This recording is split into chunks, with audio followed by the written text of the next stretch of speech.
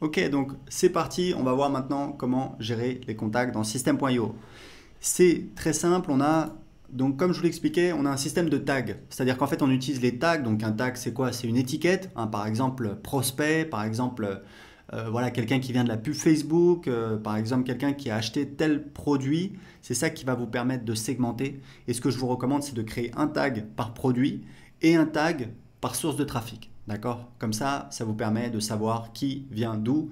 Par exemple, vous avez un blog, les gens qui s'inscrivent sur votre blog, vous allez leur mettre un tag prospect-blog, par exemple.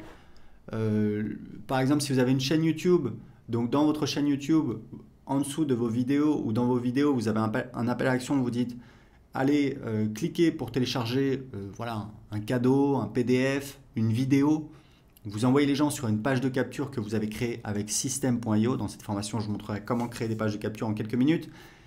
Et vous pouvez définir une règle d'automatisation automatiquement. Les gens qui s'inscrivent sur cette page de capture, vous allez leur mettre un tag, par exemple, prospect-YouTube.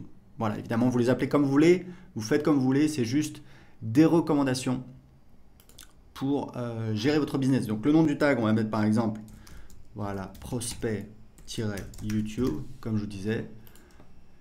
Hop, j'ai mon nouveau tag qui est ici. Donc vous devriez commencer par créer un tag. Vous pouvez le faire en même temps que moi. Vous pouvez créer le tag prospect ou contact. C'est comme vous voulez, honnêtement.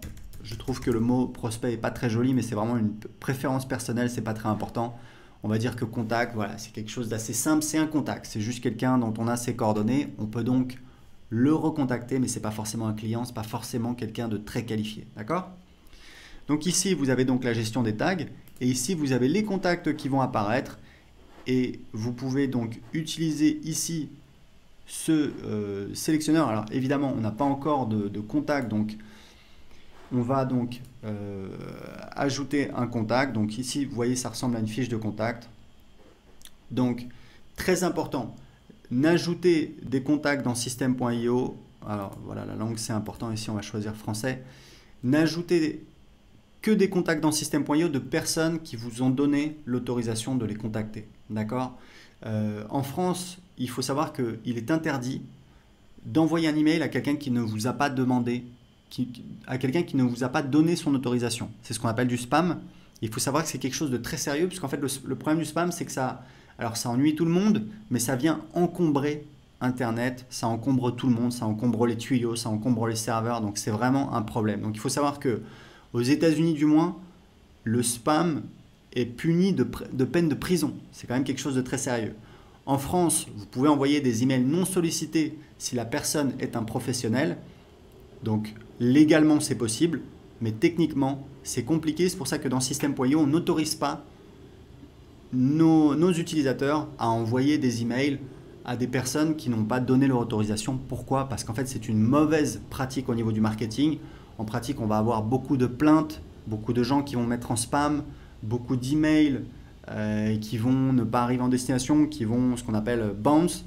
Tout ça, ça va créer des problèmes de délivrabilité. Si vous le faites, on va le voir puisqu'on a des outils de monitoring en interne et on va vous contacter et on risque de bloquer votre compte. Donc voilà, c'est très important de vous prévenir. Si vous avez des doutes, n'hésitez pas à demander, n'hésitez pas à nous contacter. On est là pour vous aider. Donc, je ne vais pas créer un contact ici. Vous voyez grosso modo comment ça fonctionne. Vous ne devriez ajouter que des contacts qui vous ont donc donné la permission de les contacter par email. Ici, vous pouvez importer des contacts, donc c'est assez simple. Hein. Vous prenez un fichier CSV. Ici, vous mettez le délimiteur. Vous pouvez les abonner à une campagne email dès le départ et vous pouvez ici sélectionner des tags qui seront donc ajoutés à ces contacts. D'accord? Donc ici, vous avez un petit module qui vous permet de sélectionner vos contacts quand vous commencez à avoir beaucoup de contacts. Vous pouvez faire des recherches. Par exemple, voilà, créer à.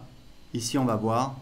Moi, ce que j'aime bien regarder, c'est égal à, et je vais regarder la veille pour voir le nombre de nouveaux contacts qui se sont inscrits la veille. Il faut savoir que le nombre de nouveaux contacts qui s'inscrivent par jour, c'est un excellent indicateur de santé de votre business. Quand vous regardez des gens qui ne gagnent pas d'argent avec Internet, quand vous regardez en détail, très souvent, tous les jours, ils ont à peu près 0, 1 ou 2 contacts qui s'inscrivent. Voilà, ils n'ont quasiment pas de nouveaux contacts. Qui dit pas de nouveaux contacts, pas de nouveaux prospects. Donc, évidemment, pour faire des ventes, c'est très compliqué si vous n'avez personne à qui vous pouvez parler. Donc, c'est très important de voir combien de nouveaux contacts vous avez eu. Voilà, donc là, vous avez différents instruments. Vous pouvez enregistrer des filtres. Faites attention parce que parfois, vous allez voir donc que là, j'ai ça c'est sélectionné. Si je pars, voilà, et que je reviens dans le contact, ce sera toujours sélectionné. Voilà.